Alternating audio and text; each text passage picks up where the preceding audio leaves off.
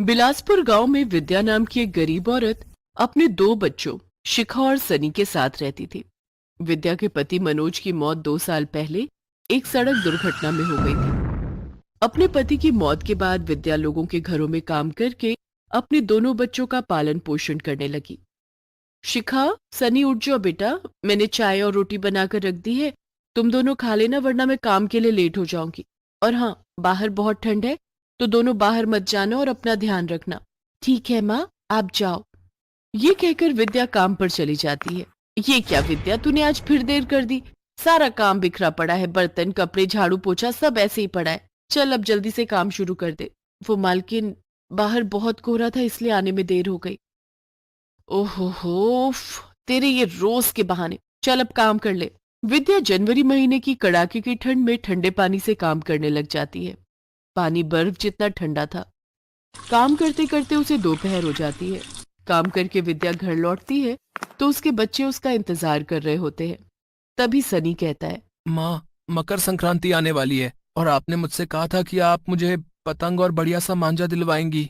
और माँ मुझे तो रेवड़ी और गजक खानी है। हाँ बच्चों, मुझे सब याद है। विद्या ने ये कह तो दिया लेकिन फिर उसे चिंता सताने लगी कि इतनी कम तनख्वाह में वो ये सब कैसे करेगी। घर का किराया, राशन पानी, सबका खर्चा। इसलिए उसने सोचा कि वो एक दो घर और पकड़ लेगी।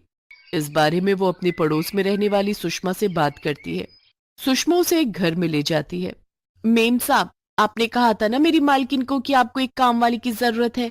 ये विद्या है और इसे काम की जरूरत है। इसे रख लीजिए, आपको शिकायत का कोई मौका नहीं देगी।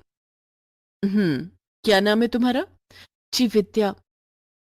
लेकिन मुझे काम वाली की जरूरत शाम को है, सुबह तो मैं ऑफिस जाती हूँ, क्या तुम कर पाओगी? ठीक है मेम साहब, लेकिन मुझे आपसे बात करनी थी। वो क्या है ना, मुझे आधी तनख्वाह मकर संक्रांति से पहले चाहिए। वो मुझे पैसों की जरूरत है। हाँ हाँ, मिल जाएंगे, लेकिन मुझे काम में कोई लापरवाही नहीं चाहिए। और साफ सफाई मुझे बहुत पसंद है, तो हर जगह साफ सफाई ही रखना। जी मेम साहब। शाम को विद्या ये बात अपने बच्चों को बताती है।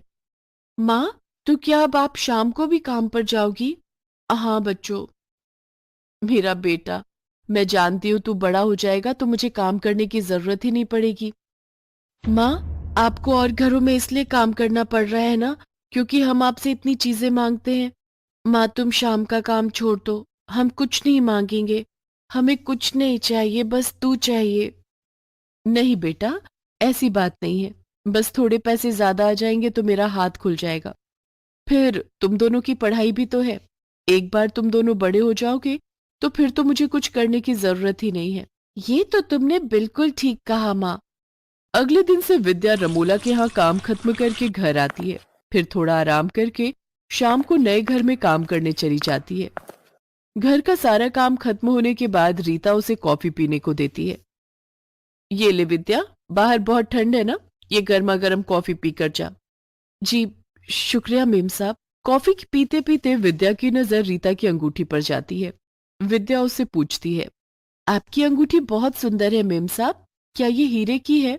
हाँ। अच्छा मेम साहब, मैंने आपसे एडवांस मांगा था, वो तू परसों संडे को ले लेना। इस बार तुझे संडे को भी काम पर आना है। मेरी कुछ फ्रेंड्स घर पर पार्टी के लिए आ रही हैं तो खाना बनाने में तुझे मेरी हेल्प करनी होगी। पार्टी के बाद तू मुझे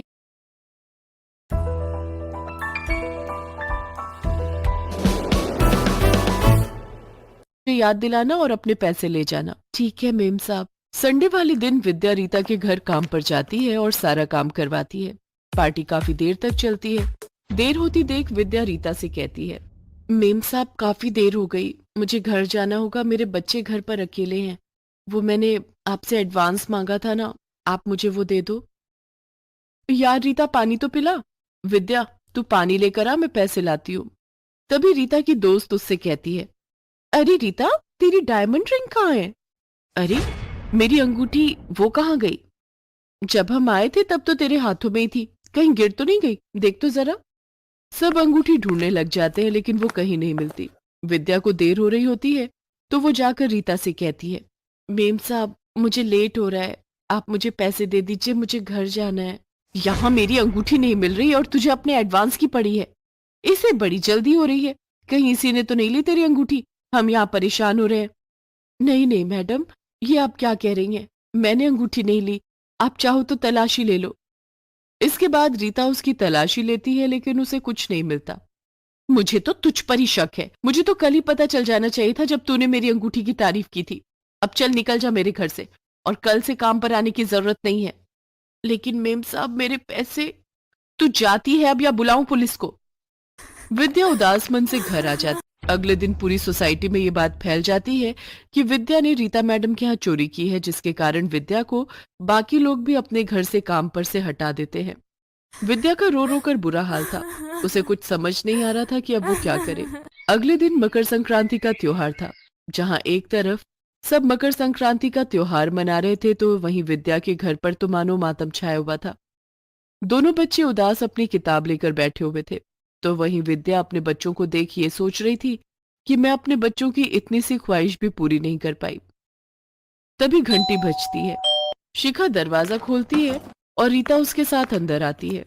रीता के हाथ में काफी सारी पतंग, मांझा और ढेर सारी मिठाइयां, रेबड़ी और गजक होती है। उसे अपने घर में देख विद्या कहती है, मेम साहब मैंने आपकी अंगूठी नहीं ली। मैं सच कह रही हूँ, अब तो सबने मुझे काम से भी निकाल दिया है। मुझे माफ कर दो विद्या, दरअसल इसमें तुम्हारी गलती नहीं है। मैंने ही उस दिन आटा गूंथते वक्त अपनी अंगूठी निकालकर किचन में रख दी थी। वो तो आज जब मेरी नजर उस पर गई तब मुझे पता चला कि तुम बिल्कुल सच कह रही थी। तुम मुझे माफ कर दो। नहीं नहीं मेम साहब, ऐसा मत कहो। आपको आपकी अंगूठी मिल गई, यही मेरी ईमानदारी का सबूत है। बच्चों इधर आओ, ये लो ढेर सारी पतंग, मांझा और मिठाइयाँ, गुड़पट्टी और मूंगफली मैं तुम्हारे लिए लाई हूँ। अब तुम अपनी मकर संक्रांति का त्योहार खुशी खुशी मनाओ। अगर आपको हमारी वीडियो पसंद आई तो लाइक सब्सक्राइब जरूर करें।